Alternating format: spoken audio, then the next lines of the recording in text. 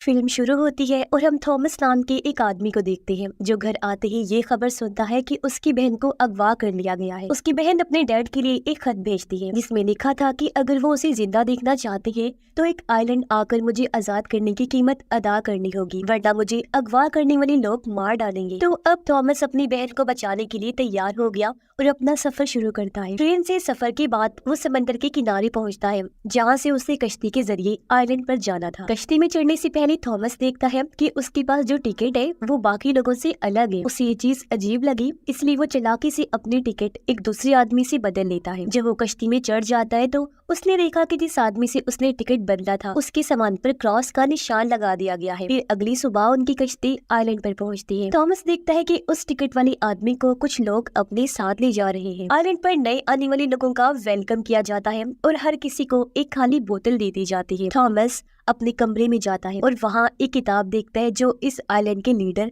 Malcolm ने लिखी होती है। मेलकम अपने आप को एंजल फरिश्ता कहता है जो यहाँ आकर बना था और खुद को आइलैंड का फादर समझता है। आइलैंड में रहने वाले अक्सर लोग वो हैं जो किसी न किसी जुर्म या किसी और वजह से गवर्नमेंट से भागकर यहाँ आकर छुप जाते हैं। अगली सुबह थॉमस आइलैंड की डॉक्टर से मिलता है जो मेलकम की ही बेटी है। वो देखता है कि कुछ लोग उसी आदमी को बंदी बनाकर ले जा रहे हैं और उसकी हालत भी बहुत खराब है। बाद में थॉमस चर्च चला जाता है जहाँ आइलैंड के सभी लोग मौजूद थे। यहाँ मेलकम अपनी और अपने दो दोस्तों की कहानी सुनाता है कि किस तरह वो इस आइलैंड पर आकर रहने लगे, जिसके बाद ये पूरा आइलैंड आबाद हुआ। मेलकम कहता है कि मैं और मेरे दोस्त मुजरिम थे, लेकिन हम जेल से भाग निकले और इस आइलैंड पर आकर रहने लगे और देखो हमारी जिंदगी कितनी खुशहाल है। वो बताता है कि इस आइलैंड की गॉडेस ने न सिर्फ हमें बचाया बल्कि मुझे एंजल के तौर पर चुन लिया। मेलकम आइलैंड के लोगों को यकीन दिलाता है कि यहाँ कोई टैक्स नहीं है, न पैसों का लेन देन, न ही कोई जंग लड़ी जाती है। यहाँ के लोग पूरी तरह से आजाद है। इसी टाइम चर्च के बाहर एक औरत गुजर रही होती है जिसे सिर्फ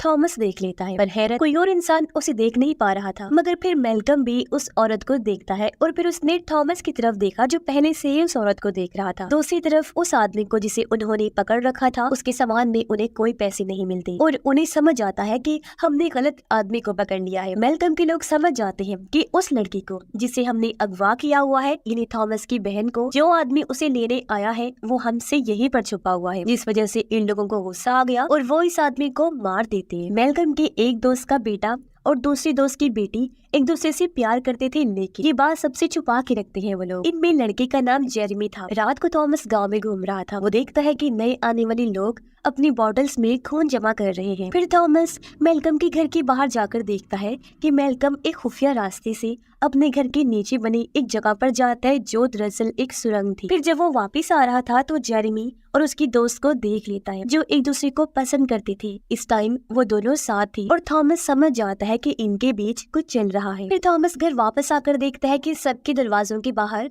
खून से भरी बॉटल्स रखी हुई हैं। फिर वो अपनी बोतल में दूसरी बोतल से खून डालकर अपने दरवाजे के बाहर रख देता है। जैसे वो अपने कमरे का दरवाजा खोलता है, चाबी से उसका हाथ जख्मी हो गया और कुछ खून जमीन पर गिर जाता है। पर जब वो कमरे में चला गया तो उसी वक्त एक औरत आकर वो खून चाटना शुरू कर देती है जो काफी भयानक दिख रही थी। थॉमस फिर मेलकम की किताब का एक सफा फाड़कर गांव का नक्शा बनाता है उसके पीछे। इसके बाद हमें जंगल में दूर दराज एक घर दिखाया जाता है जिसके सामने से सुरंग की दूसरी साइड से मेलकम निकलकर बाहर आता है। इस घर और सुरंग के रास्ते की निगरानी एक बहुत ही डरावना आदमी कर रहा था जो मेलकम का सर्वेंट था और अब मेलकम घर के अंदर चला जाता है। अगली सुबह जेरेमी थॉमस को काम पर ले जाने आता है और उसका शुक्रिया अदा करता है कि उसने अब तक उनके रिश्ते के बारे में किसी को नहीं बताया। थॉमस जेरेमी से अपनी बहन के बारे में पूछता है। अब पहले तो जेरेमी कुछ नहीं बताता, लेकिन जब थॉमस उसे मार पीट करके पूछता है तो जेरेमी बताना शुरू करता है। वो कहता है कि 1 महीने पहले मेलकम और उसके 2 साथी, जिनमें मेरा बाप और मेलकम का दोस्त शामिल था, वो तुम्हारी बहन को अगवा करके यहाँ लाए थे ताकि तुम्हारे बाप से तुम्हारी बहन को लौटाने के बदले ढेर सारे पैसे ले सके। आगे वो बताता है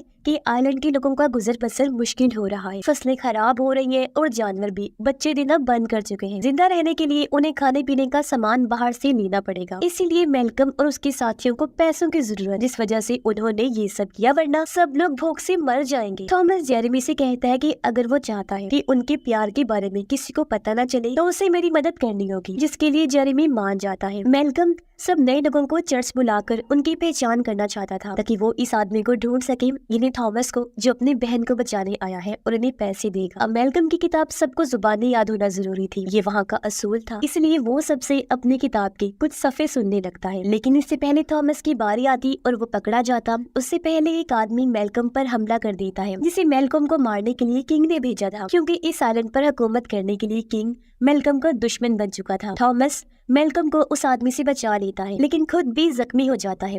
अब हमला करने वाले आदमी को मार दिया जाता है और मैल्कम थॉमस को अपनी डॉक्टर बेटी के पास लेकर आता है। यहाँ मैल्कम थॉमस से वादा करता है कि मैं हमेशा तुम्हारा वफादार रहूंगा, क्योंकि तुमने मेरी जान बचाई है। अब मैल्कम और उसके दोनों दोस्त पूरी कोशिश कर रहे थे ताकि जल्द से जल्द उस आदमी को ढूंढ सके और उससे पैसे हासिल कर सके। रात को थॉमस की बहन को सबके सामने लाया जाता है और मैल्कम ऐलान करता है कि ये लड़की एक एजेंट है जो किंग ने भेजी है और इसके साथ उसका एक साथी भी इस गांव में छुपा हुआ है। फिर मैल्कम धमकी देता है कि अगर वो आदमी सामने नहीं आया तो इस लड़की को मार दिया जाएगा। अब हालांकि ये धमकी सुनकर थॉमस अंदर से डर गया था, लेकिन वो फिर भी बाहर नहीं आता, इसीलिए उनका ये प्लान भी नाकाम हो जाता है। अगली सुबह थॉमस की बहन को जंजीरों से बांधा होता है और कुछ बच्चे उसे तंग कर रहे होते हैं। मैल्कम की बेटी उसे खाना देने आती है और बच्चों को वहाँ से डांट कर भगा देती है। मैल्कम और उसका साथी बातें करते हैं कि आज रात एक फेस्टिवल त्योहार रखेंगे, सब लोग जब इस फेस्टिवल में आएंगे तो हम उनके घर की तलाशी लेंगे, पैसे भी मिल जाएंगे और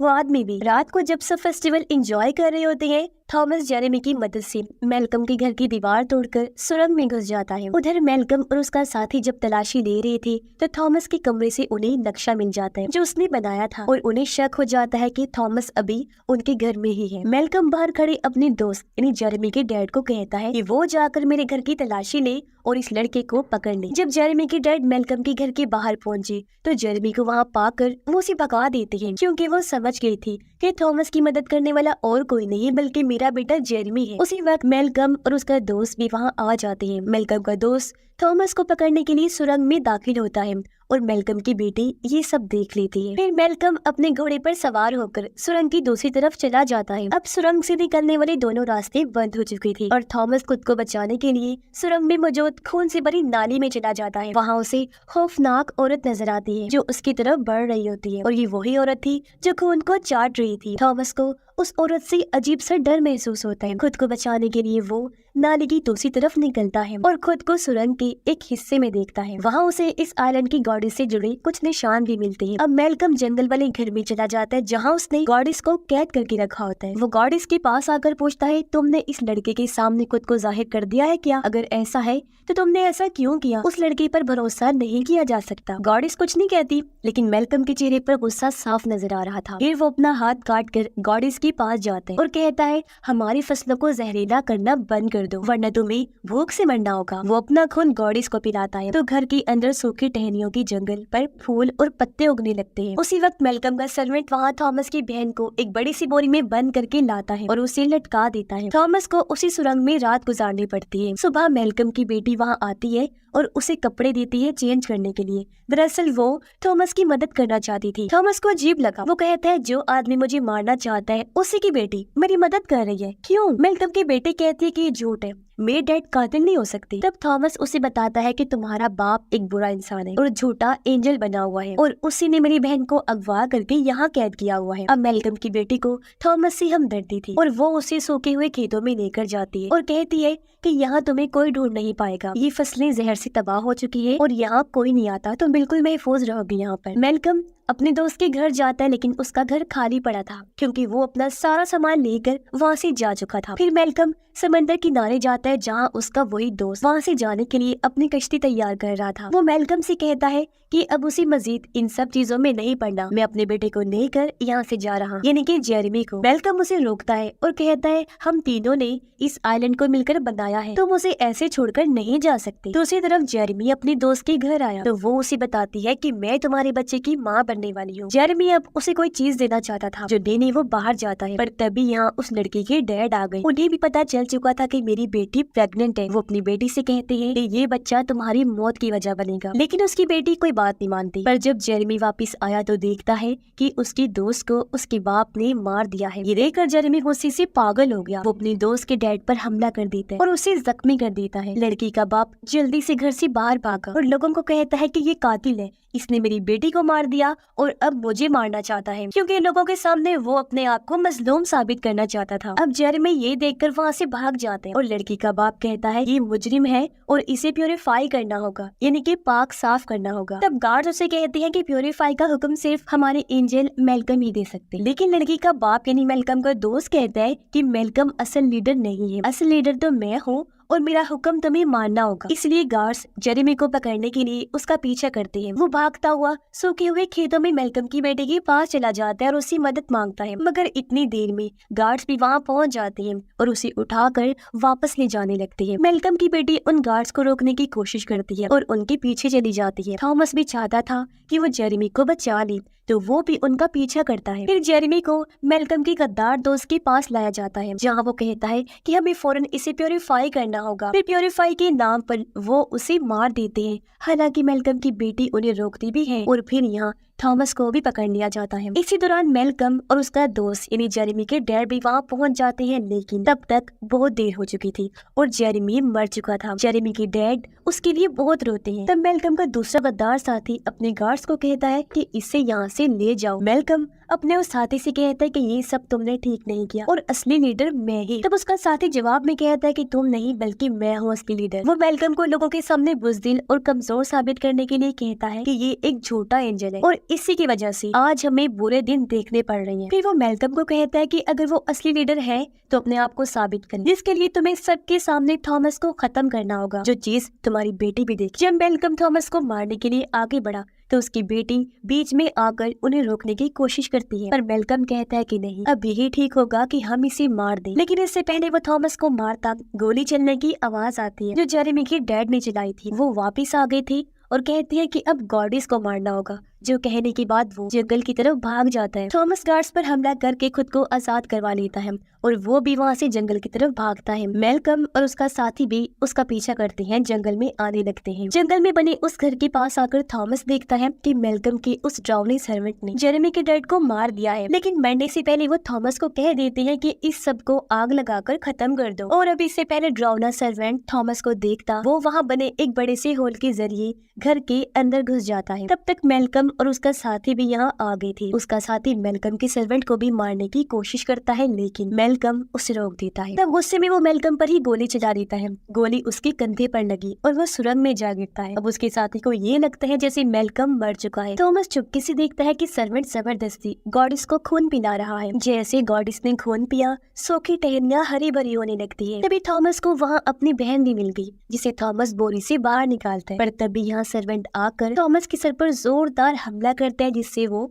बेहोश हो गया। अब मेलकम का साथी अंदर आकर थॉमस की बहन को ले जाता है, जिसके बाद वो मेलकम के घर जाकर उसकी बेटी को भी गिरफ्तार कर लेता है। जब थॉमस को होश आया तो वो अपने आप को ग्राइंडर मशीन के साथ बंधा हुआ पाता है। अब इससे पहले मशीन उसे पीस के रख दी। खुशकिस्मती से उसकी रस्सी खुल गई और थॉमस आजाद हो जाता है। वो आजाद तो हो गया था, लेकिन उसका हाथ बुरी तरह जख्मी हो गया था। लेकिन किसी तरह वो ड्राउने सर्वेंट को रस्सी से बांधकर ग्राइंडर मशीन में जबरदस्ती डालकर उसे मार देते हैं। फिर वो गॉडिस के पास जाते हैं, जो उसे कहते हैं कि तुम आ गई हो, मुझे तुम्हारा ही इंतजार। फिर गॉडिस उसका सर पकड़कर उसे वो सब दिखाती है जो मेलकम और उसके दोनों दोस्तों ने यहाँ आकर किया था। उन्होंने गॉडिस को पकड़कर कैद कर लिया और उस पर बहुत जुल्म किया। फिर गॉडिस थॉमस को कहती है, अब प्लीज इन सब चीजों से मुझे आजाद कर दो, मेरी जान छुड़वा दो। ये सुनकर थॉमस गॉडिस को आग लगा देता है और वो जलकर खत्म हो जाती है। ऐसा होते ही गांव के घरों में भी आग भड़क उठी और सब कुछ जलकर खत्म हो जाता है। अपनी जान बचाने के लिए लोग गांव से निकलकर कश्तियों की तरफ जाने लगते हैं। मेलकम भी बच गया था और वो भी वहाँ से निकलने लगता है। उधर मेलकम के साथी ने थॉमस की बहन और मेलकम की बेटी को चर्च में बंद कर रखा होता है। वो मेलकम की बेटी से कहता है कि मैंने ही गॉडिस को ढूंढा, मैंने ही उसके बारे में सब जानकारी हासिल की, मैंने ही उसे कैद किया और ये पता लगवाया कि अगर हम उसे खून पीने के लिए दें तो बदले में वो हमें क्या कुछ दे सकती है। अब पहले पहले तो हम उसे जानवरों का खून देते रहे, पर जब उसने काम करना बंद कर दिया, यानी कि गुस्से में कि हमने उसके साथ ऐसा किया, तो फिर हमें इंसानी खून की जरूरत पड़ी जो हम उसे दे सकते थे। हमने ऐसा किया भी उसे इंसानों का खून देने लगी। गॉडेस बस एक मशीन है, हम उसे फीड करते हैं, खून पिलाते हैं और बदले में हमें माला माल कर देती है वो। और अब मैं तुम दोनों को भी मार कर उसे फीड करवाऊंगा। फिर वो दोनों लड़कियों को मारने ही वाला था कि थॉमस वहाँ पहुंचकर उस पर हमला कर देता है। दोनों लड़कियां भी गन से शूट करके अपनी जंजीरों को तोड़ देती हैं। मेलकम का साथी खुद को बचाने के लिए चाकू से थॉमस पर हमला करके बुरी तरह उसे जख्मी कर देता है। फिर दोनों लड़कियां अपनी जंजीरों से मेलकम की साथी का गला घोट कर उसे मार देती हैं। थॉमस काफी जख्मी था। वो अपनी बहन और मेलकम की बेटी से कहता है कि तुम दोनों भागो यहाँ से, जल्दी से जाओ, कश्ती तुम्हारा इंतजार कर रही है। थॉमस की बहन कहती है भाई हम तुम्हें यहाँ छोड़ के नहीं जाएंगे। फिर वो उसे भी अपने साथ लेकर कश्ती की तरफ जाने लगती है, पर थॉमस इतना ज्यादा जख्मी था कि उसका बचना मुश्किल लग रहा था और वो बीच में ही गिर जाता है। वो अपनी बहन से कहता है मैंने खुद से वादा किया था कि मैं भले ही जिंदा रहूं या ना रहूं, पर तुम्हारी जान जरूर बचा लूंगा। अब मेरी बहन बात को समझो, तुम्हें मुझे यहाँ छोड़कर अकेले ही जाना होगा। तब थॉमस की बहन और मेलकम की बेटी दिल पर पत्थर रख के कश्ती में जाकर बैठ गई और वहाँ से निकल जाती है। मेलकम भी वहाँ आता है और देखता है कि जहाँ जहाँ थॉमस का खून गिरा वहाँ नए पौधे उगने लगते हैं। ये देखकर थॉमस मुस्कुराता है और जमीन पर लेट गया, पर तभी बहुत सारे पौधे जमीन से निकलकर थॉमस से लिपट गए और उसे अपने अंदर समा लेते हैं। अब ये देखकर मेलकम भी मुस्कुराता है क्योंकि अभी साइलेंट का नया गॉड थॉमस बन चुका था। यहाँ के लोगों को अब भूख से मरना नहीं पड़ेगा क्योंकि थॉमस की वजह से उन लोगों के पास किसी चीज की कमी नहीं होगी। वो भी उन्हें माला माल कर देगा और ये आइलैंड हमेशा खुशहाली वाली जिंदगी गुजारेगा। और इसी के साथ इस फिल्म की कहानी भी इधर ही खत्म हो जाती है।